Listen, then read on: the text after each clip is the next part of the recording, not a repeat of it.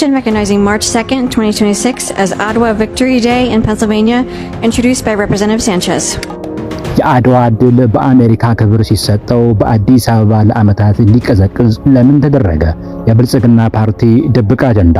Calls up House Resolution 441, printers number 3015 on page 7 of today's House calendar. The clerk will read a summary of the resolution. በአሜሪካ በፔንሲልቬኒያ ግዛት የአድዋ ድል ታላቅነት በታሪካዊ የሕግ ሰነድ ተመዘገበ።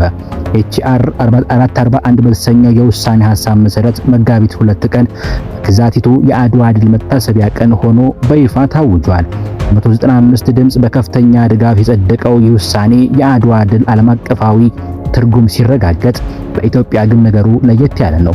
ለምንድን ነው የአድዋ ድል በኢትዮጵያ መንግስት ዘንድ እንደ ባዕድ የሚታየው?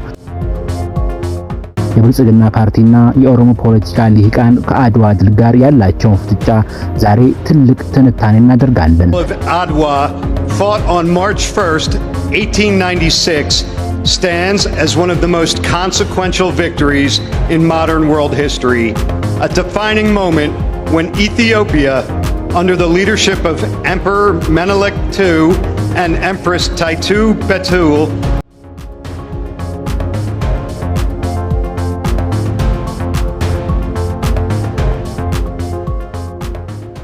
successfully defended its sovereignty against colonial invasion and became the first African nation to decisively defeat a colonial power during the scramble for Africa. Madam Speaker, Adwa became a global symbol. የኢትዮጵያ ታሪክ በውጭ ምድር ሲከበር ባለፈው ሳምንት በፔንሲልቬኒያ ግዛት የሕዝብ ተወካዮች ምክር ቤት የተከናወነው ክንውን የኢትዮጵያ ታሪክ በዓለም አቀፍ መድረክ ላይ ከፍ ያደረገ ነበር። የኦሮሞ ዝርያ ያላቸው እንደራሴዎችና ሌሎች አሜሪካውያን ሕግ አውጪዎች ባደረጉት ድጋፍ ሴናተር ቤንጃሚን ሳንቼዝ ያቀረቡት ይህ ረቂቅ መጋቢት 2ን የአድዋ ድል ቀን አድርጎ አጸደቀ። Successfully defended its sovereignty against colonial invasion and became the first African nation to decisively defeat a colonial power during the scramble for Africa. ይህ ማለት በአሜሪካ ሕግ መዝገብ ላይ የአድዋ ድል እንደ ታሪካዊ ክስተት በቋሚነት ተመዘገበ ማለት ነው። ይህ በጣም ትልቅ ነገር ነው። ነገር ግን ይህንን ድል በውጭ ሀገር ሲያከብሩት በኢትዮጵያ ያለው መንግስት ግን አድዋን የግጭት ምንጭ አድርጎ ለማቅረብ የሚጥር ይመስላል። ብልጽግናና የአድዋ ድል የይስሙላ ክብረ በዓል ወይስ ስልታዊ ጥላቻ? ይህንን በተመለከተ ብዙ ታዛቢዎች እንደሚሉት የብልጽግና ፓርቲ አስተዳደር የአድዋ ድል በግልጽ ለመውደድ ወይም በኩራት ለማክበር ከፍተኛ ፍራቻ አለው። ለምን? ምክንያቶቹ ትልቅ ናቸው። ብሔር ተኮር የፖለቲካ ትርክት።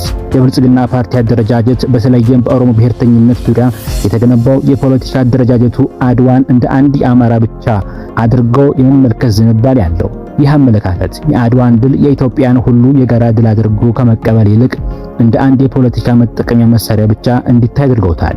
የመገንጠልና የመከፋፈል ፍልስፍና መንግስት አድዋን በይፋና በታላቅ ድምቀት ማክበር በራሱ የሚያራምደውን የዘመን ለውጥ ወይም የብሔር ማንነትን ከማዕከላዊ ኢትዮጵያዊነት በላይ የማስቀደም አጀንዳውን ይሸረሸርበታል ብሎ ይሰጋል። ስለዚህም በዓሉን በየዓመቱ በቅዝቃዜ በተገደበ ቦታና በአድማጭ የሌለው ክንውን ለማድረግ ይሞክራል። የኦሮሞ ፖለቲካ ሊቃን አቋምና የዛሬው እውነታ።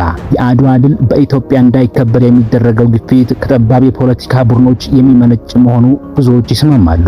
እነዚህ ቡድኖች አድዋን እንደ ስጋት የሚያዩት የኢትዮጵያን አንድነትና ታሪካዊ ቀጣይነት የሚያሳይ ስለሆነ ነው። የብልጽግና መንግስት እነዚህን የፖለቲካ ኃይሎች ለማስፋፋት ሲል ለኢትዮጵያ ታሪክና ለጀግኖቿ መስዋዕትነት የሚሰጠውን ክብር ሳንሷል። በአንጻሩ በአሜሪካ ያሉ ኢትዮጵያዊ ዲያስፖራዎች በተለይም በኦሮሞ አሜሪካውያን ጭምር የአድዋን ትርጉም በሚገባ ሲረዱት፣ በኢትዮጵያ ያለው መንግስት ግን ከህዝቡ ስሜት በተቃራኒ እየዋኘ ነው። ይህ የሚያሳየው የኢትዮጵያ መንግስት ከራሱ ታሪክ ጋር እየታገለ መሆኑን ነው።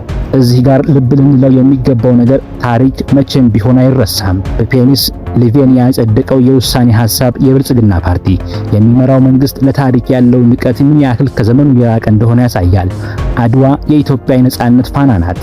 መንግስት ቢሸሽገው ቢቀንሰው ወይም በበዓሉ ላይ ጭምብል ቢያደርግ የአድዋ ድል በታሪክ መዝገብ ላይ እንጂ በፓርቲዎች የፖለቲካ አጀንዳ ላይ የተመሰረተ አይደለም። ብልጽግና ፓርቲ የኦሮሞን ሕዝብ ስም እየተጠቀመ የሚሰራ የፖለቲካ ሴራ በመጨረሻ ኢትዮጵያውያን ከታሪኳ ጋር ለመጋጨት እንጂ ለውጥ ለማምጣት ያሰበ አይመስልም።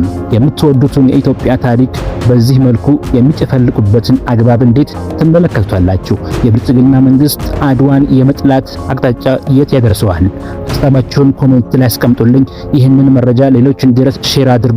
ለቻናላችን አዲስ ከሆናችሁ ሰብስክራይብ በማድረግ ቤተሰብ ይሁኑ። ሰላም።